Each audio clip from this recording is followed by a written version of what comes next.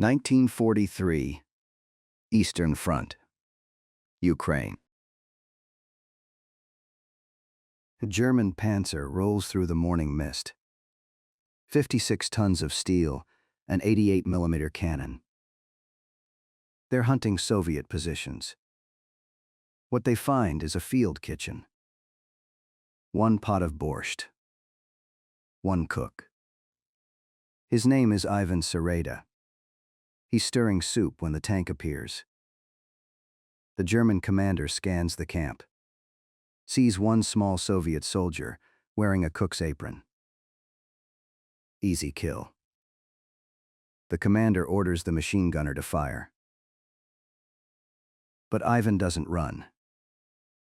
He grabs two things: a kitchen axe and a tarp. Then he does something no Soviet infantryman has ever done.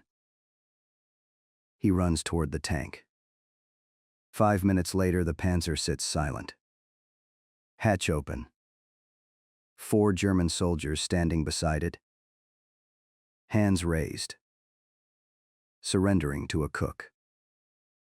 Soviet officers arrive. See the scene. Don't believe it. You captured a Panzer. Yes, comrade commander. With what weapons? Ivan holds up the kitchen axe. The commander stares at the axe, at the German prisoners, at the intact tank. How this is that story. How the smallest, weakest, most unlikely soldier in the Soviet army defeated a German tank with nothing but stupidity and courage. Summer 1943. Germans pushing deep into Soviet Ukraine. Panzer divisions leading the advance. Soviet infantry can't stop them. Defensive lines collapse. The Soviet 91st Rifle Division is falling back. Field kitchens get left behind. Ivan Sereda is assigned to one of these kitchens. He's not infantry. He's a cook. Age 23, small build, unremarkable. The kind of soldier who never sees combat, who feeds other men who do the fighting. But this morning, Ivan's field kitchen is in the wrong place. The Soviet lines have retreated overnight. Nobody told the field kitchen. Ivan wakes up to discover his unit is gone. He's alone, no rifle, no grenades, no radio. Just cooking supplies. And the breakfast borscht he started. Standard doctrine says, destroy supplies and retreat. But Ivan hasn't finished breakfast. He can hear tank engines in the distance, getting closer. Any sane soldier would run. Ivan keeps cooking.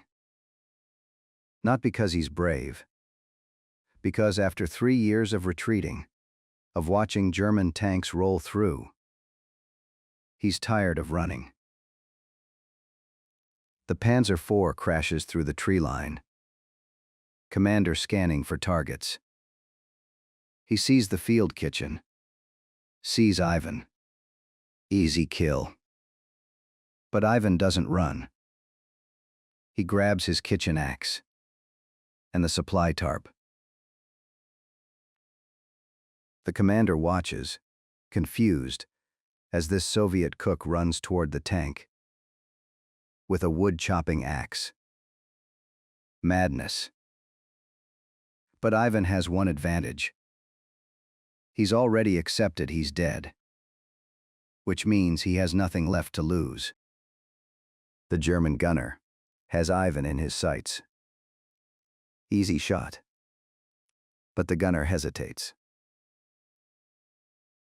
Soviet soldiers run away from tanks, not toward them. The tank is moving, 20 kilometers per hour. Ivan reaches the tank and jumps. His hands grab equipment boxes. His boots find traction. The machine gunner fires. But Ivan is on the hull. The gun can't angle down. The German crew panics. "Shake him off!" The driver swerves. Hard left, hard right. But Ivan holds on. Ivan swings the axe. One massive chop. The barrel bends, jams. The machine gun is dead. Ivan has 10 seconds. He throws the tarp. It lands across the tank's viewports. Total blindness. The driver can't see.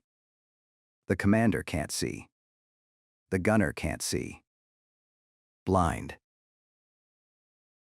The driver slams the brakes. The tank stops. Ivan starts screaming. "Infantry! Surround the tank!" Different voice. Different position. "Machine gunners! Left flank, Eck!" He's running circles around the tank, shouting in different voices, making them believe they're surrounded. Inside the tank, the Germans hear multiple Soviet soldiers. But it's just one cook. One man. The German commander knows the machine gun is jammed, knows they're blind, knows Soviet infantry will throw grenades any second. He makes the only decision he can. We surrender. The hatch opens. The German commander climbs out and sees the truth. No infantry. No machine guns. No anti-tank teams. Just one Soviet cook, wearing an apron, holding a kitchen axe. For 3 seconds, neither man moves. The commander could close the hatch, could fight. But he's looking at Ivan's eyes. And Ivan's eyes say one thing: "I will die before I let you pass." This cook climbed onto a moving tank, disabled a machine gun with an axe, blinded a Panzer with a tarp, convinced a trained crew they were surrounded. All by himself. The commander raises his hands. "Nicht schießen." We surrender. One by one, the crew climbs out. Commander, gunner, loader, driver. 4 trained German soldiers. They line up beside the tank. Hands raised, eyes on the ground, surrendering to a cook who was making breakfast. Ivan points the axe toward Soviet lines. Walk. They walk. Behind them, a perfectly intact Panzer IV, captured by a man who was stirring borscht 5 minutes ago. 10 minutes later, Soviet officers arrive. They see the tank, see the prisoners, see Ivan, still holding the axe, still wearing the cook's apron. How? Ivan doesn't explain the tactics. He just says, "I was tired of running." The borscht is cold now. Ivan doesn't care. He finishes cooking breakfast. Because that's what cooks do. A cook captured a Panzer with an axe. They send investigators. The Germans confirm it. The story spreads through Soviet lines. Soldiers whisper it in trenches. Even Stalin hears about it. The Soviet people need heroes. Ivan Sereda becomes that hero. But Ivan doesn't care about propaganda. He refuses interviews, refuses photo shoots. "I was protecting my kitchen." The Soviet military gives him the Order of the Red Star. The captured Panzer IV is sent to Moscow, put on display in Red Square. But here's what the propaganda didn't show. After Ivan captured the tank, He went back to his field kitchen. Found his pot of borscht, cold now. Finished cooking breakfast. Served it to his returning unit. One soldier asked, "Is it true you captured a German tank?" Ivan stirred the pot. "The borscht is ready. Eat before it gets cold." Because to Ivan, it wasn't about bravery. It was about refusing to run. About standing your ground. About protecting what you were responsible for. Ivan Sereda served for the rest of the war. Remained a cook. Never sought combat again. Because one morning in 1943, he proved something. Size doesn't matter. Firepower doesn't matter. What matters is the refusal to back down. Even when you're facing a tank. Even when you only have an axe. Today, Ivan Sereda's story is taught in military academies. Not as tank combat. As psychological warfare. What Ivan did wasn't about physical strength. It was about understanding fear. The German crew feared what they couldn't see. Feared being surrounded. Feared the unknown. Ivan gave them exactly what they feared. Modern special forces study his tactics. Voice manipulation. Creating multiple-person illusions. Using enemy psychology. The Navy SEALs call it phantom force multiplication.